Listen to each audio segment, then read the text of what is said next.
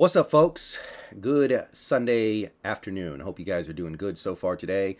We've got some playoff games coming up. Obviously, the Seahawks will no longer be involved, but we're still going to see some good games. We're still going to see some interesting things. If you guys want to see me on Twitch, then I'm probably streaming over there right now, and if I'm not, I will be shortly. So head on over there if you want to talk to me about some of this upcoming off-season stuff a little bit. But I want to talk a little bit about something that was said yesterday morning. I didn't really want to talk about it yesterday because, yesterday we were focused on other things. But this is definitely big news, and hell, I don't want to call it news. I don't want to say that, right? It's not news yet, but it could turn into news very easily, and I still think this carries some weight. So now that we're past that Niners game yesterday, I want to open up a little bit of dialogue about this because this is going to be a crazy offseason in terms of the fight, the battle that Seahawks fans will be having with other Seahawks fans. So, Ian Rapoport reported yesterday morning that Geno Smith will be back with the Seahawks in 2023. He didn't say exactly how. He didn't say exactly what the breakdown would be. He didn't give precise details. But he did say Geno Smith will be a Seahawk in 2023. Now, the fact that he doesn't offer any exact details, he doesn't have like a quote, he doesn't have like some detailed scoop, I think that does tell you that this is not a guarantee, right? This is not locked in stone. This is just him saying something that he knows a lot of people are asking about. Is Geno Smith going to stay or go? And he's saying he will stay. But I don't think he would say this unless he had a pretty good idea of it. I don't think he would. I think that somebody like an Ian Rapoport, who is not just some guy who says stuff, he's not the NFL Rumors Twitter account, he has a reason to believe this is the case. And of course, yesterday after the game, we got this from Geno Smith. Now, I want to be clear. I think he would say this no matter what he actually felt. And I think players say this kind of stuff all the time and then it doesn't matter. He said he wanted to finish his career in Seattle, and the way he was speaking in his post-game press conference, he said a lot of things that indicated that he really liked it here, he really appreciated the opportunity he got, and he does want to remain a Seahawk. Now, money talks. I remember when, I think it was Golden Tate, said, I want to stay in Seattle. And then he said, I'll take a discount to stay in Seattle. And then he saw our offer and was like, oh, well, never mind. And then he went somewhere else.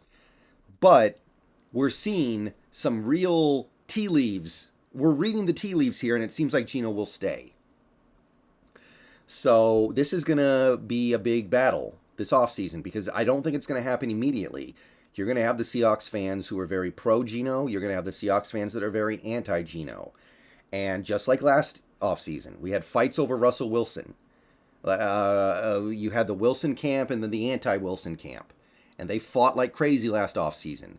Now, the Wilson camp has basically burned down at this point. I don't think there's a Wilson camp left because Wilson played so badly in Denver. But now we have a new war to fight. We're going to fight over Geno. Is Geno good enough to commit to beyond this season? And if you do, how long do you commit to him? What backup plans or contingency plans do you have? How much money are you going to pay him? This is the new battle, guys. And there are going to be other little battles too, like every offseason has, but we've got 2 straight off seasons with big battles. And both sides have valid points, I think. I think both sides are credible here. I think that the way Geno played in 2022, he clearly deserves a big contract. I think you can also say that, hey, Geno's not on the level of the Josh Allens and Pat Mahomes, and you shouldn't pay him expecting him to be able to produce at that level and carry a team at that level and ultimately win a Super Bowl despite being that kind of a anchor on your salary cap. So if we assume that what is being said here by Rapoport and Geno carries at least some validity, because I want to be clear again, I am not saying that just because Rapoport said it, we need to stop talking about it. Like, I'm not suggesting that, oh, Rapoport said Geno Smith's going to be back, so everyone needs to just shut up and deal with it because it's definitely going to happen. But I do think he's saying it for a valid reason, even if that valid reason ends up not panning out. So, first of all, we have to kind of ask ourselves how we feel about this. I'm fine with it. I would have been fine the other way too. I think Geno Smith is good enough to win with. I think that Geno Smith is, in his own way, at least as good as Matt Stafford was the year, 2 years, well, now 2 years ago when he won the Super Bowl. So I think you can win a Super Bowl with Geno Smith. I think you can win a Super Bowl with him as a big drain on your cap, even though I acknowledge there are better quarterbacks than him. And I can also acknowledge that maybe it would be easier to win with a guy like a CJ Stroud making 1/10 the money, but at the same time, can you get CJ Stroud for 1/10 the money? Maybe not. Not anymore. So I'm totally cool with Geno personally. In principle, bringing him back on a big deal, I'm okay with it. But I have always kind of spent this year thinking to myself, we have options. That's the important part, and the options are good. But now we have to talk about the money. Let's start at Spotrac here, and I want people to understand something. In the NFL, you mostly get paid what you're worth. The number of players who will take big discounts, very small, very small. And the players who do take big discounts are usually the players who already have so much money they don't care. So, Geno Smith, who has made very little money in the NFL so far, like $14 million in NFL contracts, he's probably not going to take less. Spotrac estimates his upcoming extension, 2 years, 79 million almost, just under 79 million. So just under 40 million a year. And to give you an idea of why this is reasonable, you can see that among quarterbacks, that average salary would only rank 9th. So ask yourself this, is Geno Smith a top 9 quarterback in the NFL? If you don't think he is, then you're wrong. I'm sorry, you're wrong. He's clearly a top 9 quarterback in the league based off how he played. And you take a look at some of these other players that they're comparing him to. And the reason why they said it's going to be just over $39 million a year to extend Geno. Derek Carr signed an extension last year of just over $40 million a year. Okay, let's look at what this season that Geno just had, okay?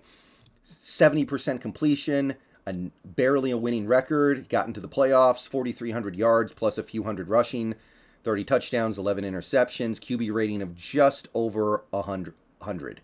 Just barely under 101, right? Derek Carr, I mean, does this look kind of familiar? 10 wins, good completion percentage, 68.4, 4,800 yards. So if you add Geno's rushing yards, Derek Carr had slightly more yards than Geno. 23 touchdowns, 14 interceptions. That's actually a big difference in the touchdown-interception ratio.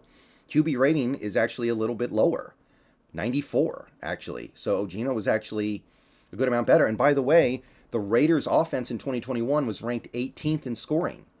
Not even in the top half of the league. But Derek Carr got that extension. And if you go back to this page, look at Stafford. He got a $40 million extension after winning the Super Bowl. Now, he won the Super Bowl. His team went 12-5. He threw for almost 5,000 yards. He had 41 touchdowns. He had a higher QB rating, but he also led the league in interceptions. He had a worse completion percentage. He had a much better team around him.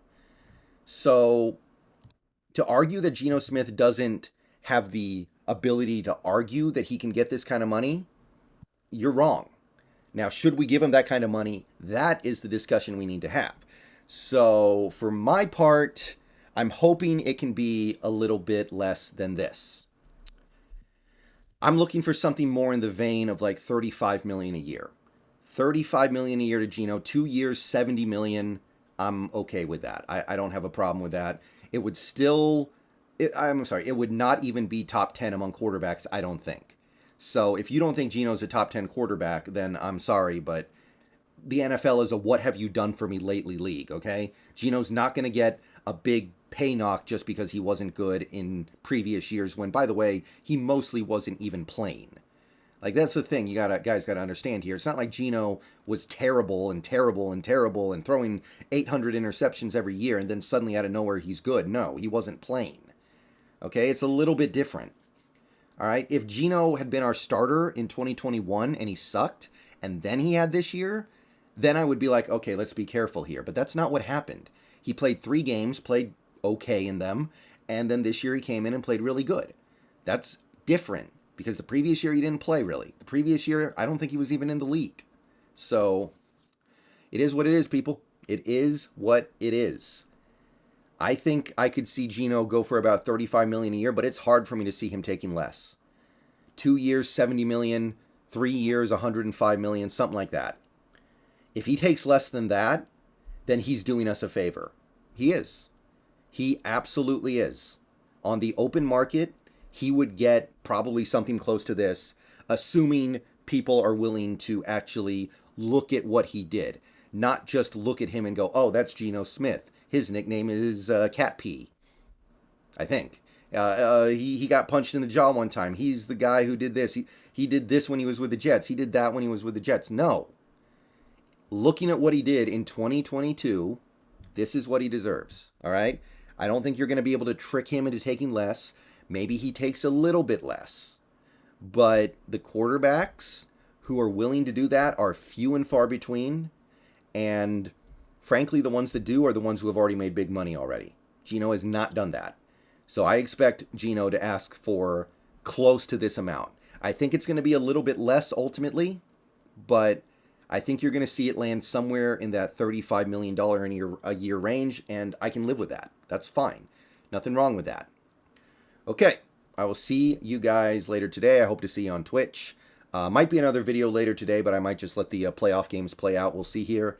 And yeah, starting tomorrow, we're going to probably open up the valve on my end of season series. And then we're going to start moving towards off-season talk, figuring out what this team can do, should do, etc. All right, that's Geno Smith. Let me know what you guys think about all this. Looks like he's coming back, but the question is how much?